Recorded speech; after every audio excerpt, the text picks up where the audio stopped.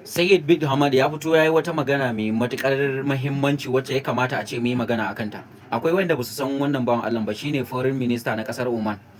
Ma'ana Sayyid bin Hamad ya fito ya yi magana akan cewa kamar yadda suka ɗauka shekara 45 da suka wuce, yadda suka sa a kwakwalinsu cewa kasar Iran ita ce matsalar Middle East baki daya. Amma kana ganin cewa su suka sa wa kansu wannan abun ko kuma saka musu akai? Wani abun saka musu kasar Amurka da Isra'ila su suka saka musu wannan abun, ko in ce karfan wacce ta sa musu wannan abun da karfi a zuciyarsu shine kasar Amurka. Akwai abin da mutanen mu sani ba, idan ka cire kasar Iran, in ka cire Iran, Cap Middle East babu inda Amurka bata da military base, daga inda take da guda biyu sai guda daya, guda biyu guda daya. Ka san cewa duk Middle East din nan duka sojojin da suke kasan nan yan kasan su suke, gwamnatin kasar ita take biyan kuɗin wannan sojojin, ita take biyan kuɗin gyaran makaman kasan, ita take biyan kuɗin ƙara gina wannan military base din, ita take biyan kuɗin gyaran duk wani abu da ya shafi Middle East din nan. Sannan kuma duk shekara tana cire kuɗi ta ba gwamnatin Amurka, domin da sunan cewa gwamnatin Amurka tana ba kasashen tsaro duk shekara, kowace ƙasa, Oman, Qatar, Saudi Arabia, Dubai, Kuwait, Bahrain, dukansu duka har waɗanda ban lissafo ba idan ka cire ƙasar Iran. To ta yaya kake ganin wanda yake samun wannan abun sai ya fahimci ga wata ƙasa ita kuma tsarinta bai yadda da wannan zaluncin ba, sai zama ya samu tarin tumakan da su sun yadda da wannan tsarin, amma fa waccan ƙasar guda ɗaya idan ta fahimtar da su gaskiya za su daina samun kuɗin da suke samu idan har suka fahimtar da yan uwansu. Sai Amurka ta ce ai na sanya zan yi, sai suka yi amfani da Iran, ba yarinsu ɗaya ba da sauran ƙasashen. Ka gane, daɗin daɗawa ba aƙida su ɗaya ba da sauran ƙasashen, sai suka yi amfani da wannan abun suka tusawa ƙasashen Larabawa wannan mummunan aƙidan na kallon cewa ƙasar Iran ita ce matsalansu. Sai ga shi yau shi ya fito ya fahimci cewa ƙasar Iran an sa musu wannan abun ne a zuciyarsu su ƙasashen Larabawa na su tsani ƙasar Iran, ba wai gaskiyan bane ba. Wanda idan ka zauna ka kalla za ka fahimci cewa wannan maganan gaskiya ne.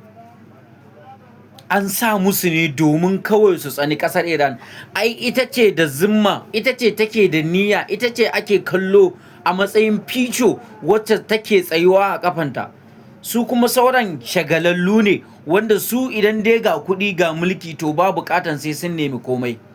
Su ci su sha su kwanta kawai. Sai aka samu wata ƙasa ita kuma tana da ƙere-ƙere, suna da mutane masu ilimi, suna amfani da iliminsu.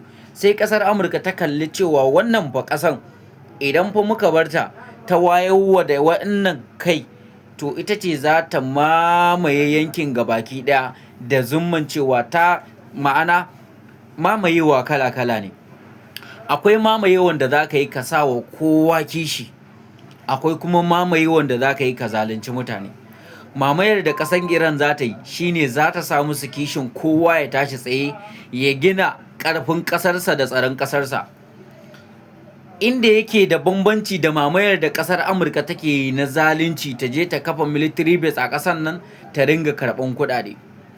Duk shekara sai ƙasashen nan sun siya wa ƙasar Amurka the most expensive jet jirage, mahaukatan jirage, bayan kuɗin da suke biya, bayan salary ɗin da suke sojojin ƙasar, bayan gyaran ba in ka ga jiya jami'an tsaro na ƙasar Amurka ba sun je wannan Saudi Arabia ba, me suka je yi?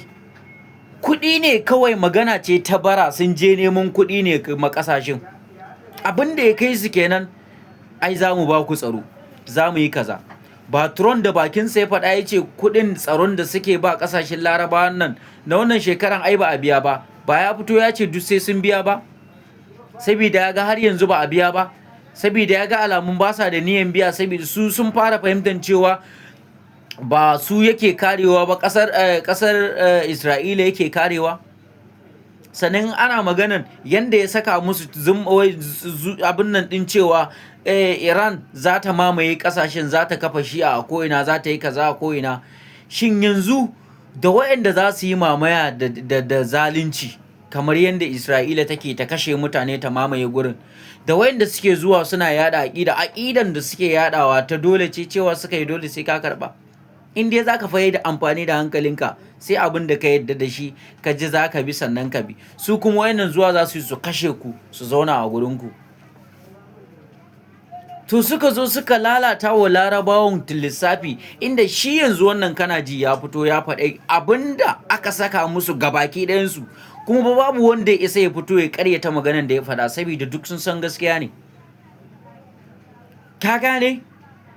So wannan abubuwan da kuke gani an riga tsararren abu ne, an riga dama an tsara shi da niyyan cewa ai idan har muka bar Iran ta wayarwa da sauran 'yan uwanta kai, to tabbas za a kwashe duk wani military base ɗin da yake namu, za mu koma da su sojojinmu za su dawo ƙasanmu, ba za mu iya ci gaba da biyan su albashi ba. Wallahi kuɗaɗen da larabawan nan suke biya, kuɗin da Amurka take samu a shekara, kaso 50 daga ciki tana samu ne fa daga Middle East kadai.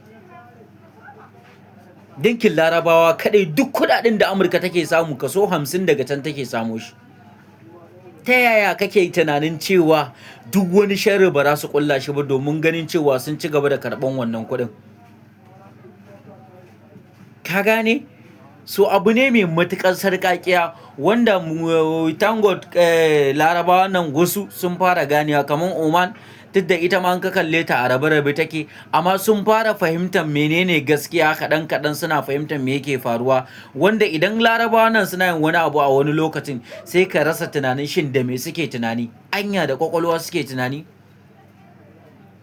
Ga waɗanda suna da tsari na cewa za su mamaye ku, ga waɗanda ko a paper ba su taɓa rubuta cewa suna da niyyar mamaye ku ba, amma kuma kuke biyan kuɗi ga waɗanda suke da tsari na mamaye ku nan gaba, wanda kun san cewa ƙasar da kuke bi ba ta da wani buri sai na burin ƙasar nan da take so ta mamaye ku, ba ta da wani abin cikawa sai abin da ƙasar nan wacce take so ta mamaye ku suke. In ka kalli ƙasashen da ma Iran take da su, ba ƙasashe ne wanda suke da tsari na mamaya ba. Ka kalli Russia ba ta da tsari ko a tarihi, ka kalli China asalin ƙasa ya zaman lafiya kenan, ka kalli North Korea, duk ƙasashe ne wanda ba su da tsari, ba su da plan na mamayen ƙasa, na karɓe kaza, ba su da wannan tsarin, baya daga cikin tsarinsu. But in ka zo Amurka fa, kalli Ingila, kalli America ɗin, ka kalli Germany ɗin, ka kalle su. Gaskiya fa ga ta fa a fili fa, ba fa sai an gaya ma ba fa sai an zauna an ta wahalar da kai ba, da kwakwalwanka ka yi tunani zaka ga gaskiya ga ta nan. But muna kin amfani da ita ne saboda son zuciyarmu da kuma rashin suwa ne ba aƙidar mu ɗaya da su ba. Akwai wani abu da ya faru jiya tare da ni, abokina ne, so wani shi ma mutumi kamar mai gidana yake, ka gane? To wayan abokina za ka samu waƙoƙi ne na shi'a akwai waƙoƙin shi'a, akwai su Wizkid, akwai su Davido, kowa akwai, amma yana son waƙoƙin shi'a sosai. Wannan mai gidan nawa da nake faɗa muku yana ansan wayansa, matsayin mai gidana yake, na san zai iya ganin bidiyon nan. Yana ansan wayansa ga waƙan Wizkid, ga na Dija, ga na Burna Boy, ga na Rihanna, wallahi duk waɗannan da lissafa muku akwai, har su Nicki Minaj. Amma waƙoƙin da ya je ya goge a wayansa su ne na ɗan shi'a. Yanzu so yake ya nuna cewa shin waƙoƙin waɗannan su Nicki Minaj da suke sake jiki sun fi waɗannan waƙoƙin shi'a da suke kiran Allah da manzansa, ko kuma suna faɗan rashin adalcin da ake musu, wa'yancan kuma bayan batsa ba abin da suke a waƙoƙinsu. Abin ya matuƙar bani mamaki, na ce an mana illa ba ƙarama ba, wala an mugun mana illa. Wannan shine maganan gaskiya. Ubangiji Allah ya ƙara taimakon musulunci da musulmai, ya ƙara tattaro mana baƙaƙen munafukan nan a ci gaba da bi ta kansu.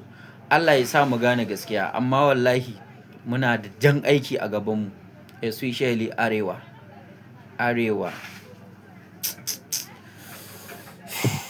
Allah ya taimake mu kawai zance. Allah ya sa mu